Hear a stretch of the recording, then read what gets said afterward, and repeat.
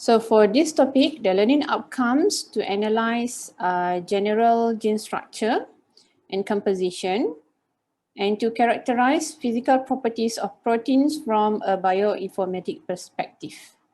Okay.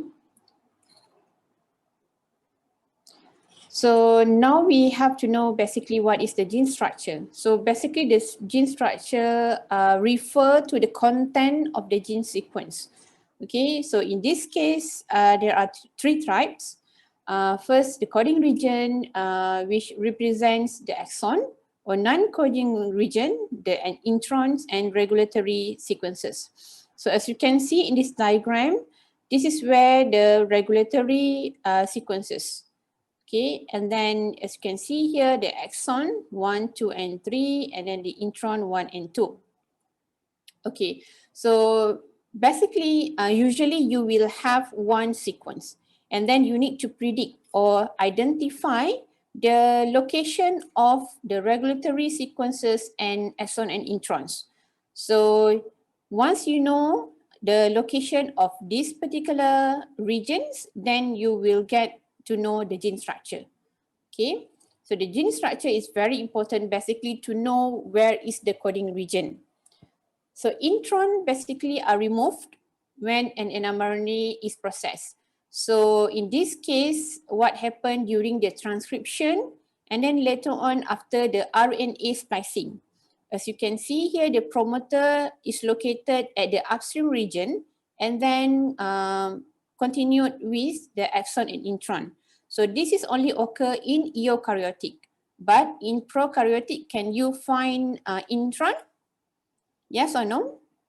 No, okay, because prokaryotic is intronless. So, okay, so and then after the transcription, basically the exon will be spliced and then attached together and generate the mature transcript.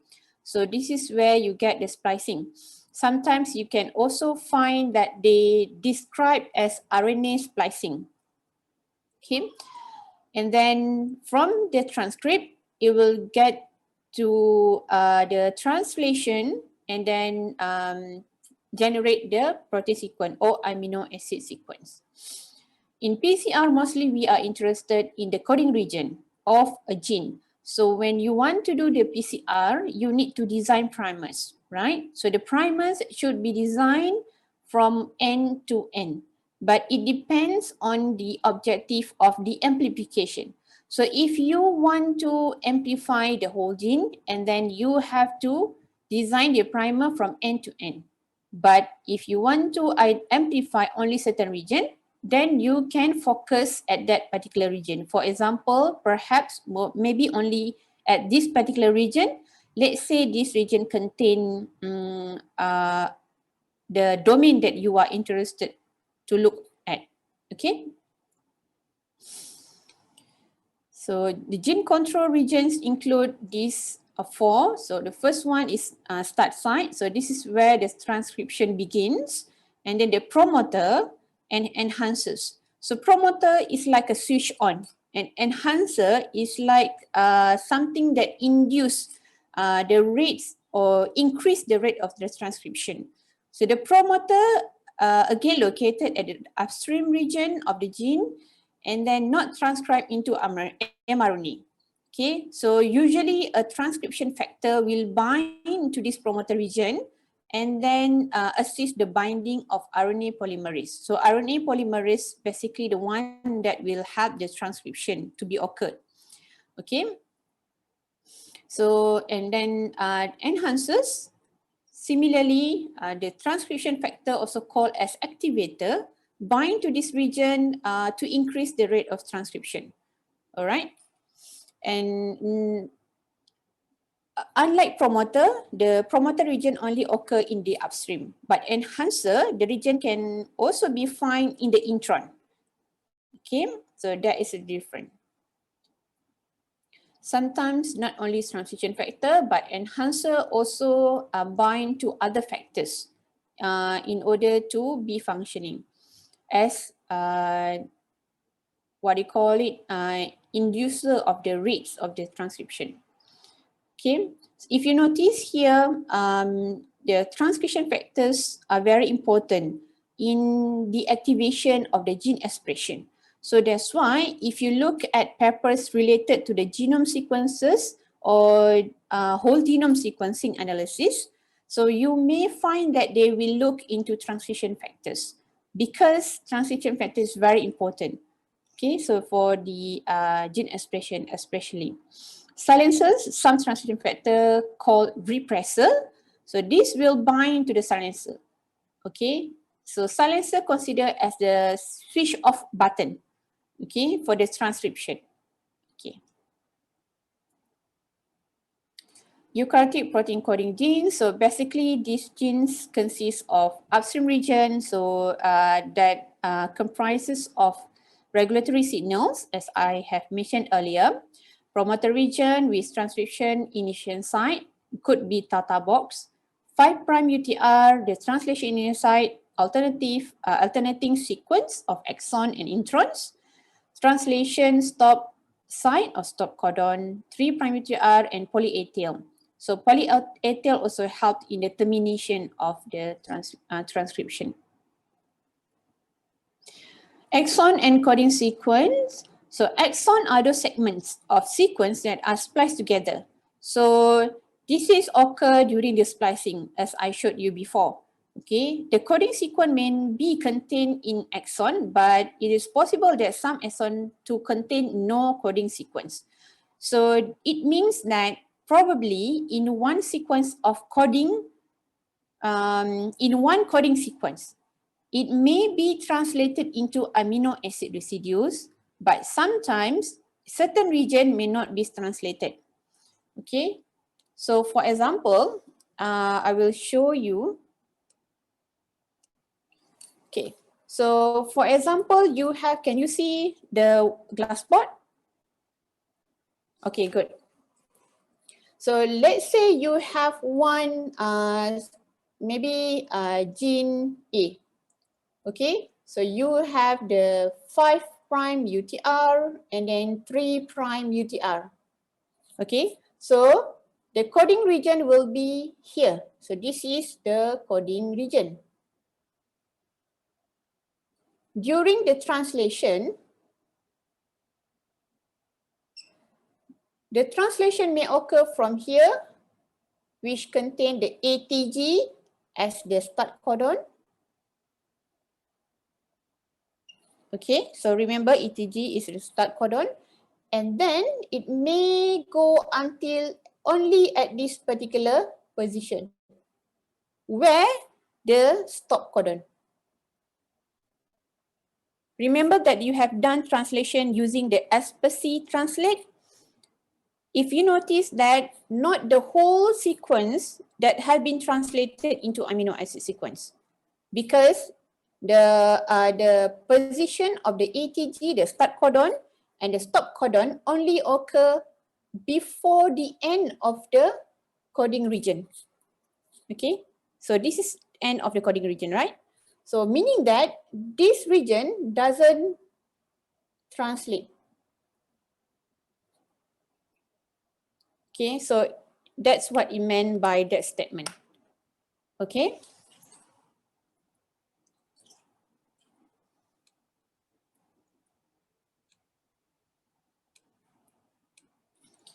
All right. So portion of exons or even entire exon may contain sequence that is not translated into amino acid, as I mentioned earlier, and then it's also may refer to untranslated region. So basically the untranslated region that I showed earlier. Okay. UTR are found upstream and downstream of protein coding sequence. So coding sequence also almost always translate into a protein. And you may get confused about this because maybe I should explain additionally here. Okay, not only refer to that particular position, but so this is the DNA. So DNA contain exon, intron, exon, intron, and exons. Okay, so we have 1, 2, 3 exon. And after the splicing, so we will have 1, 2, 3 exon that will attach together. Okay, so we have one strand of mRNA. Okay, so and this, although it comes from exon until the at the end, sometimes it may start, the ATG also can be occur at the binal. Okay, similarly what I explained earlier. And then this usually described as U5' UTR. Okay, just in case you get confused with the second and the first statement. Just interrupt if you have any question. Okay, now you could see the slide, right? Okay. Okay, so as I mentioned earlier, prokaryotic gene or genomes are intronless. So that's why you can see this is an example of polycistronic operand. I think you have been introduced this. So you can see many ORF with the same regulatory sequence. Okay. Typical prokaryotic gene structure. So I guess you have done this earlier in previous practical. So you can identify the translation start or the start codon, the RBS or ribosomal binding site, that also called a Shine-Delgado sequence. And then, okay, so the start codon, occasionally, sometimes some organism, they use different consensus sequence as the start codon. It could be GTG or TTG. And the stop codon, TGA, TTA, or TAG. And the terminal sequence also have this stem loop. So this is a secondary structure that help the termination of the transcription. Okay, all right. In the recognition of the gene structure, so to get to know where is the start codon, where is the stop codon, and then to ensure that this particular genome or gene is actually having the right structure for the right function.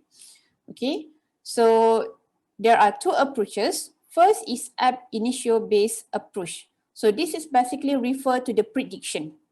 Okay, and then that's why mainly for this approach, they use open reading frame predictors to identify the ORF. Okay, similarly like what you have done before using the Aspersis translate. So you identify the 6 ORF or 6 frames to identify which one is the right frames. So usually we will choose the longest one. Okay, that contain the methionine and until the stop codon. So that is one of the approach. And then based on this method also, it depends on the presence of consensus sequence for ribosome binding. So this is where you can find at the upstream region of the start codon. And next is can also based on the presence of a pattern of codon usage that is consistent with genes. And this depends on the hidden Markov models. So as you remember previously, you have learned about the hidden Markov model, right? HMM. So this is where you get the pattern of depends on the certain protein family. So in this case, they have to refer to the prior knowledge that they have on different protein members of the same family. Okay, so for example, they have to look at the serine kinase family, for example. So all protein kinase family must have consensus sequence or similar pattern that derive using the hidden Markov model. So based on this pattern, they will use it to identify the gene structure of a particular sequence of gene. All right, and the second one is homology. Homology-based approach depends on the database sequences. So if the sequence of interest that you want to analyze or to recognize the gene structure, you need to know whether this gene actually probably maybe beforehand you do not know because consider it's a novel sequence. What you can do is you can try BLAST as a query sequence and then look at the similarity. If the similarity is very low, then it probably will be more significant if you use this approach, ab initio based approach. Okay, if let's say you get the homology or similarity is quite high or significance, and then it will be good to use this approach. Okay, so I have a question. How do you know that the similarity is high? Depends on what value. You have learned this in the last topic. Percentage identity. Yes, exactly. Thank you, Wim Ying. Okay, other than that, what are the values that you look at to get to know the similarity level between the query sequence and the database sequence?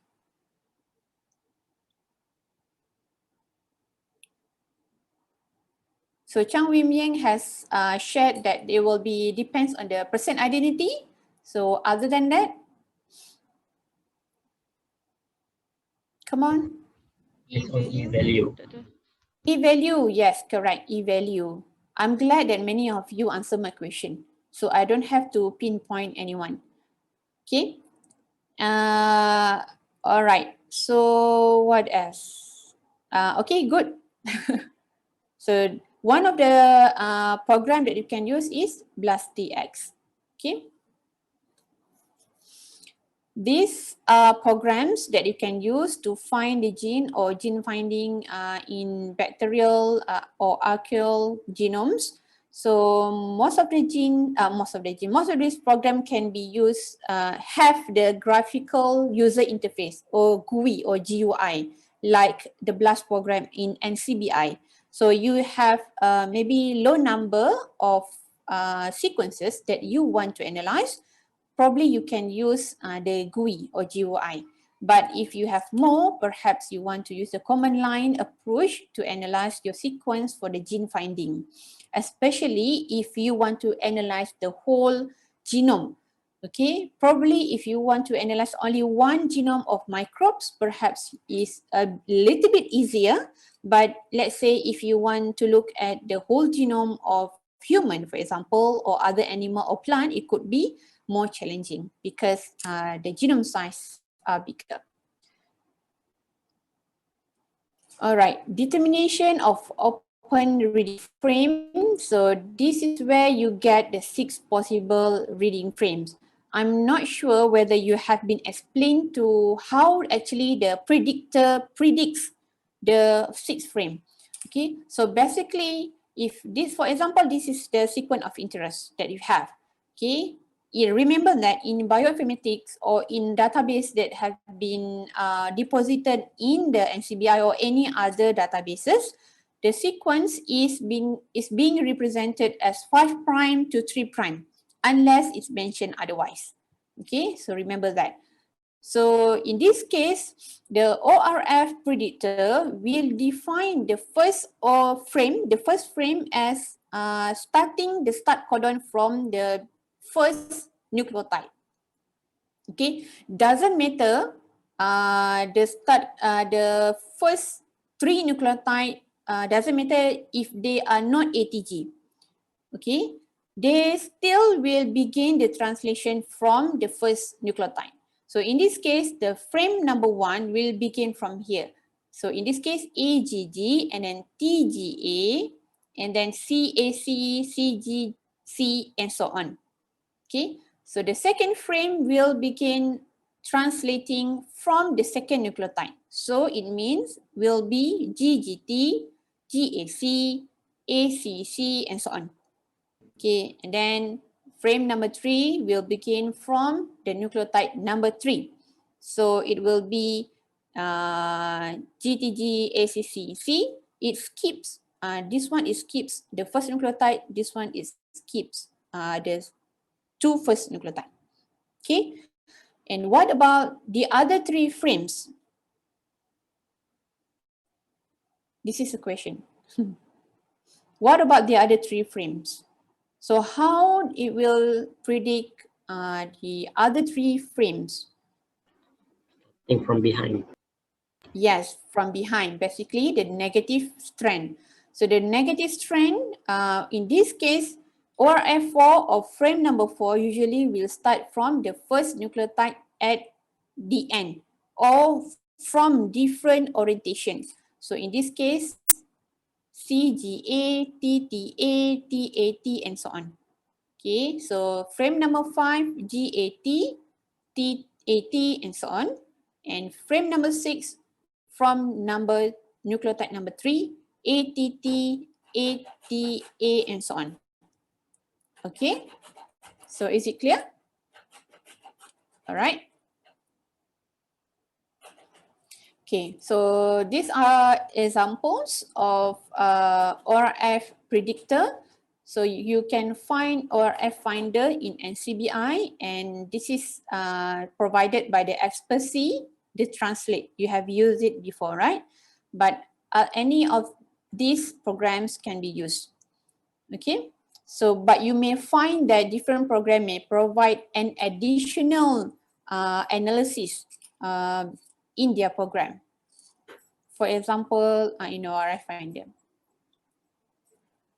Okay, so the protein sequence analysis, basically you can do 4 kind of analysis. So you can identify the protein families, the domain, and the motif, but I will not go through into this because you have learned a bit on this. And then, so this is basically looking at the multiple sequence alignment, and then based on that, you can identify the protein family. Okay, and then the physical properties of the proteins. So this is what we will look into after this. Briefly, and protein localization and protein function. So this is related to structural biology and a little bit more advanced analysis. So I'm not going to look into it. Okay. And gene ontology. So gene ontology enrichment. Have you heard about gene ontology enrichment?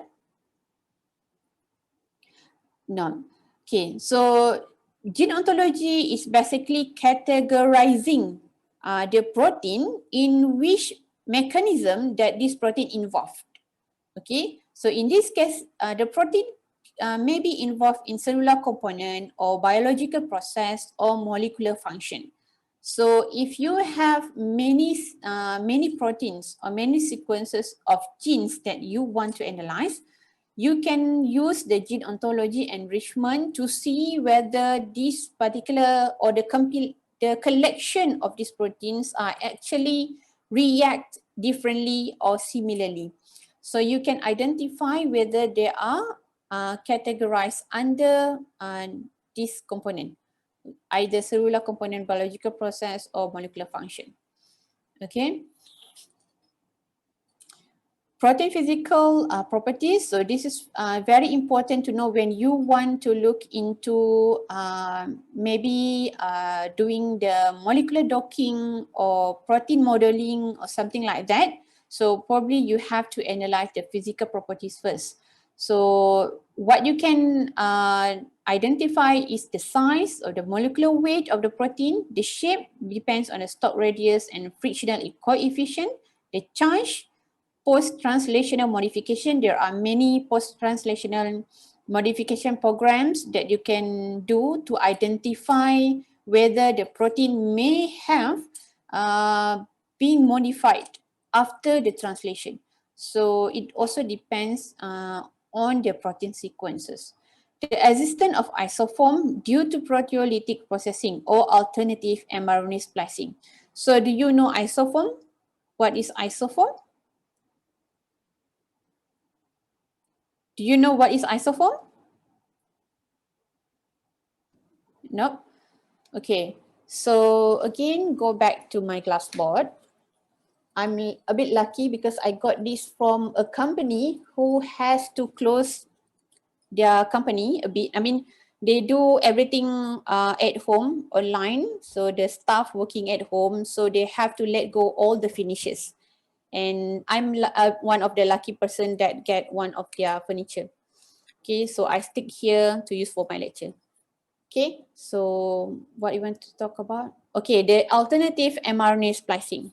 Okay, so for example in gene, so now we talk about gene X lah pula. I said gene A je kan. So which one pula yang ada tu? Okay, so let's say gene A, it will be transcribed into mRNA. So normally in bioinformatics, so we are not referring to the mRNA sequences. So usually mRNA will be synthesized into cDNA. Okay, so cDNA sequence represent the mRNA.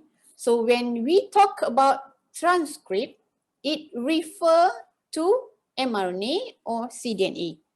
Okay, so transcript is very important to look at the expression. Right? Okay, so now for the gene X. After, so remember the transcription and then the splicing. Okay, so the splicing, so basically this is the transcription and then the splicing. Macam mana? Saya silap. From here, I padam balik sorry. Okay, so basically the translation, the splicing of the transcript can occur, let's say the first one, this is the end, the splicing. It could be end of the splicing. So at this particular position, the splicing can occur at this particular position. So it will produce the transcript. Perhaps this is 1 until 100. So the position may be at 90. So the transcript will have 1 until 90. Okay. In case the splicing occur at 95, then this transcript will have 95 nucleotide. Okay. It may also occur at here, perhaps 70. So you may get another one from 1 until 70. Okay. So this will be transcript number 1. This will be transcript number 2, and this will be transcript number 3. And each transcript will generate different amino acid sequence. Okay, and all of these called as the isoform.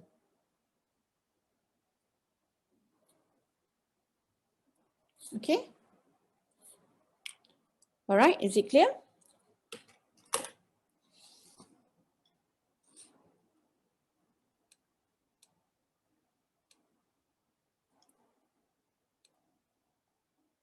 E-value, or someone answer e-value in the chat earlier. Sorry Nadira, I didn't look at the chat box. Okay, so this program that you can compute the PI or molecular weight values, and then you can also get to know the value here, and then this is prot param tool. So similarly, you can also identify the properties of the protein.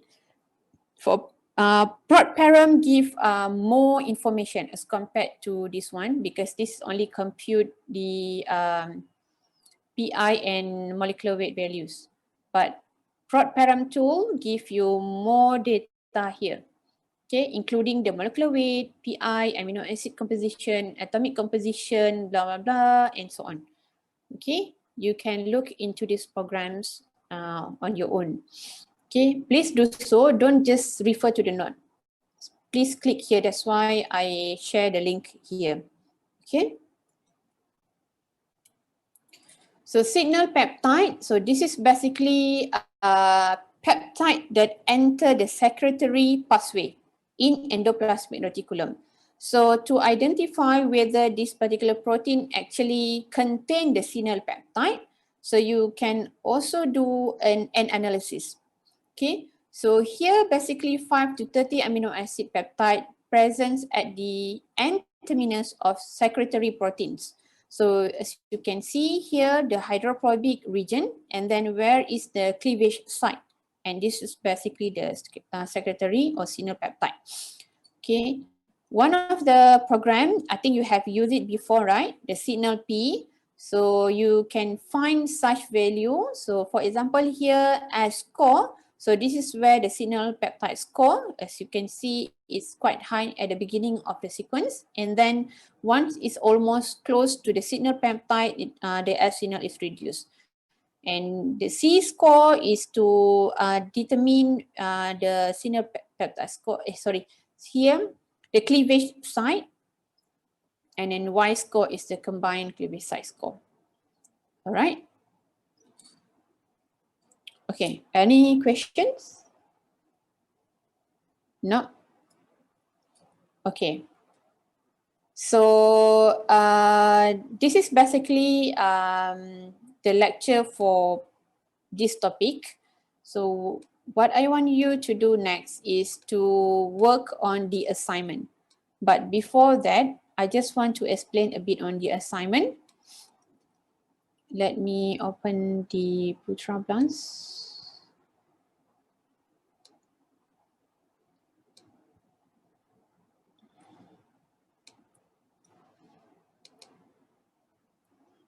Doctor, Yes. can I ask a question on the isoform? So does that mean for each isoform, for each transcripted protein is different, so it's going to consider as a different protein, or is it going to be a homologous? It will be homologous at certain site. What I meant is it's considered homologous because, okay, ada lagi. So it's considered as homologous because it comes from the same gene. This particular region, they are still the same. Okay, only at the end of it. So in this case, it's only go up to 90, and this one more than this, longer than this, and this is shorter. Okay, if let's say the splice, probably this is, let's make it at 50 lah. Okay, let's make it at 50, so it will be easier to look at. So let's say it's only until 50, and this one, so it will generate the transcript with 50 length. Okay, if let's say the protein function or the protein domains occur at this particular region, and after 50 position here. Okay, so these two protein may contain both protein domains. So perhaps it will have domain A and domain B, for example. So A and B, A and B. Okay, so in this case, both of these protein will have similar function. Okay, sometimes this gene function in certain mechanism or certain regulation, but the one that actually work in that regulation, perhaps protein from number 1, and this may not be functioning and in that particular regulation. Okay, and sometimes with the dysfunction, or perhaps when the protein that come from the transcript number 1 is not functioning or being mutated, perhaps protein that come from transcript number 2 will be functioning to assist or to replace the function. It could occur as well. Okay, but this is not happen all the time. Okay, but when you ask whether they are homologous or not, yes, they are homologous, but in this case, they may not be 100% similar. Or the similarity is not 100%. From the same gene. Yes, yes, they come from the same gene. And then what happened to this transcript, number 3, is only contain domain A. So their function might be a little bit different. Okay, so maybe in this case, remember that domain represent the function of that gene or the protein, right? So in this case, it's only contain domain A. So probably the protein count from transcript number 3 will only involve in that particular regulation or mechanism, unlike the other two that have both. Okay? Okay, doctor. Thank you. All right. So that's why nowadays with the enhanced or advanced technology in sequencing data analysis, they are not only looking at gene expression, they also go for isoform expression. So they look into individual isoform to check the expression, okay, values. Yeah. Okay, do you have any other questions? No, all right. So we go to here. Okay, now can you see the assignment page? Okay, good. So for this assignment, refer to the topic finding for coding and non-coding regions. The learning outcome, so locate open reading frame of prokaryote, identify transcriptional and translational regulatory elements, differentiate gene encoding exon and intron. So basically you can go through the background information on your own.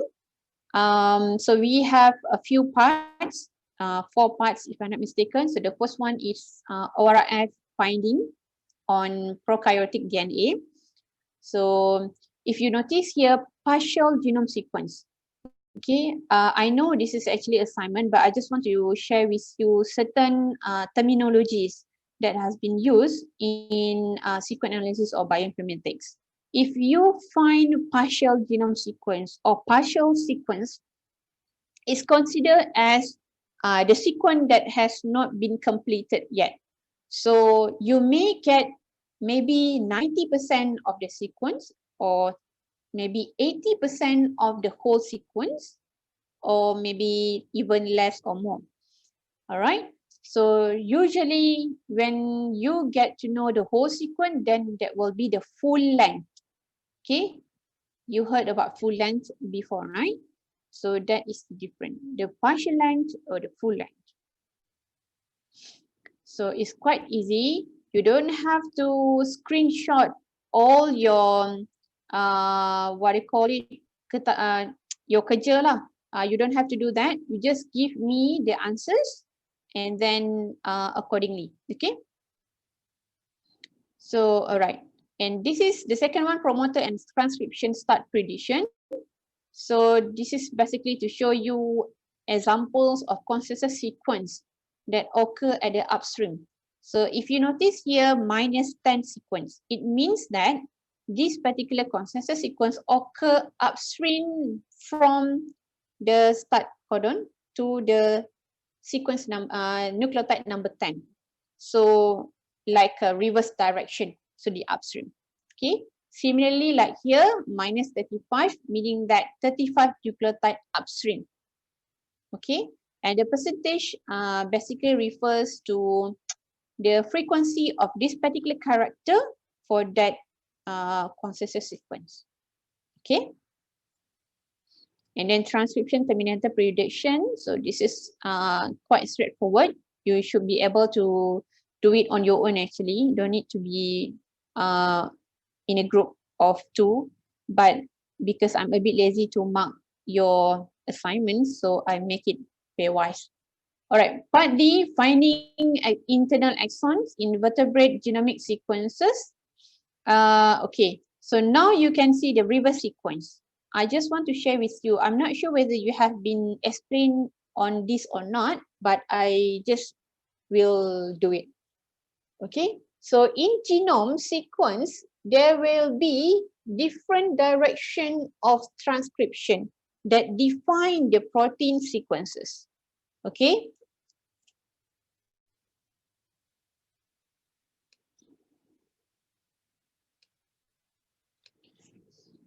Okay, so now we have one genome sequence.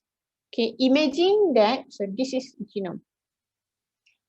Okay, imagine that this genome contain maybe 300 megabase pair or 500 megabase pair or even smaller, 10 kb for example, maybe 20 megabase pair. So it depends on the organisms.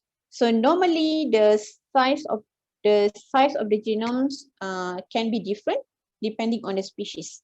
Okay, if you are looking at the microbes, of course, the genome size will be smaller, but when the more complex organisms such as a plant or human, you will find that the genome sizes are larger. Okay, so in the genome sequence, you will get many genes. Okay, all right. So in size 300 or 500 megabase pair, you may find that the gene will be more than 5,000 genes that being predicted from one genome, in one genome. Okay, but the smaller the sizes, the genome is, the genes number will be reduced. Okay, all right. So it depends on the species. So what I want to share with you here is actually the transcription of a gene can be from forward direction or reverse direction. So in here, for example, gene A, B, C, D, E, F, G. So for example, gene A, the direction of the transcription could be forward. Okay, so if you take this particular gene, gene A, you may find that ATG is located from here. So this is when you get frame ORF, probably 1 until 3, for example. Okay, so from this direction. Okay, but sometimes the transcription can occur from the reverse direction, perhaps, for example, gene E from reverse direction. So if you take this particular region that contain gene E, you may find that in the same direction, yeah, 5 prime, 3 prime, 5 prime, 3 prime, 5 prime, 3 prime. So this is A, this is E. So here, if you take this region, and you will find that this is where you get the TAC, represent the ATG at the start codon. Do you get it? Do you understand, Nabila? You look confused. Kenapa TAC? TAC because the complement strand of TAC is A.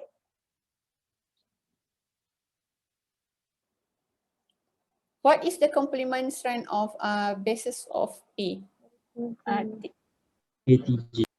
Yes, ATG. This is the complement strand. Okay, remember that RNA polymerase work from 5 prime or 3 prime. So you have to know that. So that's why it can be from, in this case, it being transcribed from reverse direction. Okay, so in one whole genome with multiple genes can be either transcribed from forward or reverse. So in this case, A may be forward, B forward, C may be reverse, D may be forward, F may be reverse, G may be reverse. So it depends on the sequence. Okay.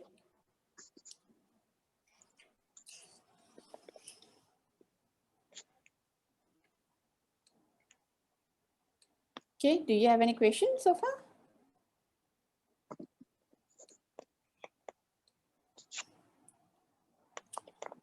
All right, so okay, I think yeah, what else that actually I want to explain?